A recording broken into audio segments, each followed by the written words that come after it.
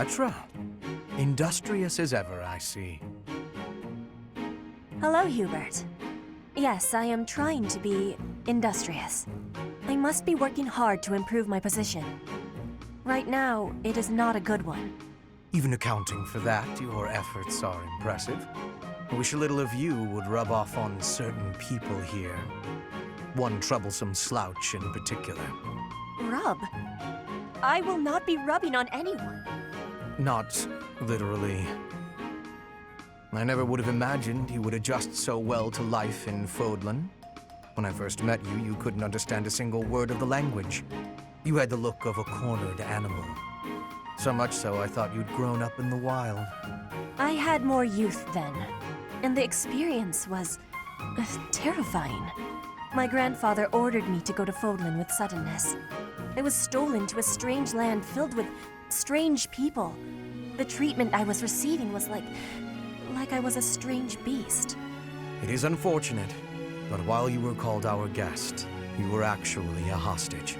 You were meant to be insurance that Brigid would not restore its alliance with Dagda and attack us. The Empire required leverage, and after all, you are the Princess of Brigid. It gave me sadness to leave my home, but I am not unhappy that I came to the Empire. I have learned much understanding from the outside world. My experience has made me become who I am, and meeting you and Lady Edelgard has had great value for me. I admire your spirit in the face of adversity. You set a strong example to follow. And there is much more adversity to come.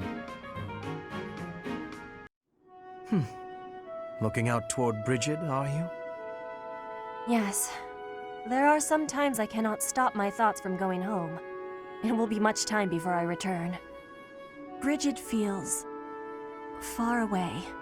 It is quite a long way. To say nothing of the sea that lies between here and there. Being unable to return must further add to the distance in your mind. It is as you say. When I return to Brigid, I will be the new queen. I am wishing to help relations with the Empire. I believe you will be successful. You may not be Lady Edelgard's equal, but you are resourceful enough to make an excellent queen. And unlike Lady Edelgard, you will not be forced to harden your heart. Not Edelgard's equal? Is that what you are saying? Understand that I mean no disrespect by this. But it is a fact that you are far beneath her. Make no mistake about what would happen if you were to raise your banner in revolt against her. She would crush you mercilessly. That is not a difference of equality. It is a difference of power. Even if our homelands were on equal footing, Lady Edelgard would still prevail. I can see with clarity the difference between me and Lady Edelgard. But that has no matter. I would never lose. How amusing. For your sake, you had better hope you are right. Hubert, I have a request to give you, if I may be doing that. Hello, Petra. How unusually formal. You are always comparing me against Edelgard. I have been observing you, and you are not often making comparisons like that. So why are you always comparing me? I do not enjoy being compared. An astute observation. I should point out that such a comparison only reflects well on you. I am perhaps doing so because you are both royalty. That is not making sense to me. In battle, you and I are the same. Neither of us has a higher rank than general. Edelgard is leading the entire army. But you and I are both leading a part of the army. That should be making us... what is it? Comrades in arms. Comrades in arms, you say? When you are looking at me, you are thinking of me compared to Edelgard. But I want you to be looking at me as only myself. Do you have understanding? I do not want you seeing me as foreign royalty, but as your comrade in arms, who is working with you at your side. I understand you now. It seems I've done you a great disservice, Petra. Your friendship is important to me. I am sorry that I failed to make that clear.